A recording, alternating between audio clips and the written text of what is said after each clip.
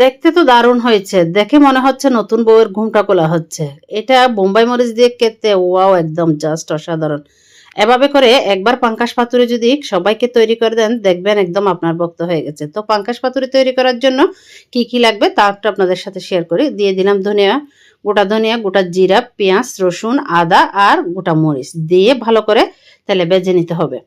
এখন দিয়ে দিব একটি টমেটো, দিয়ে দিব কিছুটা ধনিয়া পাতা, দিয়ে ভালো করে একদম ভেজে নিতে হবে। এগুলো এখন নামিয়ে ঠান্ডা করে ব্লেন্ডারে ব্লেন্ড করে নিতে পারেন, অথবা আপনারা চাইলে শিলপাটায় কিন্তু বেটে নিতে পারেন। এখানে আমি 4 পিসের মতো পাঙ্কাশ মাছ নিয়েছি। চাইলে আপনারা উপরের চামড়াটা ফেলে দিতে পারেন, আমি একটু চামড়াটা ফেলি নিই কারণ মাছগুলো ভেঙে যাচ্ছে। এজন্য একটা ছুরির সাহায্যে এভাবে করে চারপাশে কেটে দিবেন। কেটে দিয়ে একটু হালকা লবণ দিয়ে একপাশে রেখে দিবেন। এখন আমি কিছুটা পরিমাণ নিয়েছি লাউ পাতা। লাউ পাতাগুলা এভাবে করে সবগুলা আঁশগুলা নিয়ে ফেলতে হবে অবশ্যই। যে আঁশগুলা নিয়ে একদম পরিষ্কার করে নিব আমি।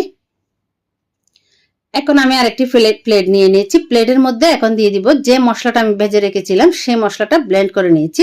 সেই মশলাটা এখন প্লেটে তুলে নিব। প্লেটে তুলে নেওয়া হয়ে গেলে এখন আমি এখানে দিয়ে দিব কিছুটা হাফ চা চামচের মতো লাল মরিচের গুঁড়া, ধনিয়া গুঁড়া, স্বাদ মতো লবণ, দিয়ে দিব 1 পিসের মতো লেবুর রস, 1 চামচের মতো হবে, 1 চা চামচের মতো দিয়ে ভালো করে একটু করে মিশিয়ে নিতে হবে।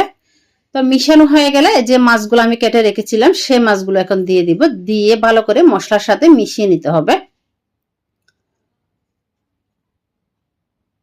মিশিয়ে নেওয়া হয়ে গেলে এই যে লাউ পাতা নিয়ে এভাবে করে লাউ পাতার ভিতরে ভালো করে মশলা দিয়ে মাছ দিয়ে ভালো করে পাতুরি তৈরি করে নিতে হবে। এখন আপনারা চাইলে এই পর্যায়ে এই পাতাগুলো কিন্তু একটু বাপিয়ে নিতে পারেন। বাপিয়ে নিলে কিন্তু খুব সুন্দর একদম নরম সফট হয়, তাহলে তৈরি করতে আরো বেশি সুবিধা হয়।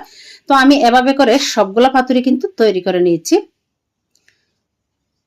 তো আজকের এই পাঙ্কাশ পাতুরি রেসিপিটা যদি আপনাদের ভালো লেগে থাকে, রেসিপিতে একটি লাইক, কমেন্ট, শেয়ার করে ওনাদের দেখার সুযোগ করে দিবেন। কে কোথায় থেকে ভিডিওটি দেখছেন অবশ্যই জানাতে ভুলবেন না।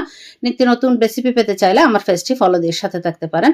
সবগুলো পাতুরি কিন্তু আমি তৈরি করে নিয়েছি। এখন একটি ফ্যানের মধ্যে তেল গরম করে এখন সবগুলো পাতুরি দিয়ে দিব একটা একটা করে। যে দেওয়া হয়ে গেলে এখন একটু উল্টিয়ে দিব। নিচের পাটটা যখন একটু পাতাগুলো নরম হয়ে আসবে তখন এভাবে করে উল্টিয়ে দিতে হবে। উল্টিয়ে দেওয়া হয়ে গেলে যে মশলাগুলো ছিল বাকি প্লেটের মধ্যে সেগুলো একটু ধুয়ে হালকা একটু পানি দিয়ে উপরে একটু লবণ ছিটাই দিয়ে ঢাকনা দিয়ে অপেক্ষা করব বেশ কিছুক্ষণ।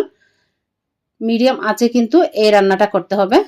এখন উল্টিয়ে পাল্টিয়ে দিব, দিয়ে ততক্ষণ পর্যন্ত অপেক্ষা করব মশলাটা একদম শুকিয়ে যাবে এবং তেলটা উপরে চলে আসবে, একদম নচু নচু ভাব চলে আসবে, তখন দেখবেন খেতে অসাধারণ। এই যে আমার পাঙ্কাশ পাতুরি কিন্তু এখন একদম রেডি হয়ে গেছে, তেলটা একদম বের হয়ে গেছে, মশলাগুলো একদম শুকিয়ে গেছে। এখন এরকম একটি প্লেট ভাত নিয়ে ভাতের উপর একটি মাছ দিয়ে যদি খেতে যান তাহলে বুঝবেন কি যে মজা লাগে। এই যে পাতাটা খোলার সময় মনে হলো যেন নতুন বউয়ের ঘুমটা খোলা হচ্ছে, ঠিক ওইরকম লাগতেছে। খেতে কিন্তু অসাধারণ ছিল। আপনারা চাইলে একবার হলো কিন্তু এটা বাসায় তৈরি করে খেতে পারেন। সাথে যদি বোম্বাই মরিচ হয় তো আর কথাই নেই।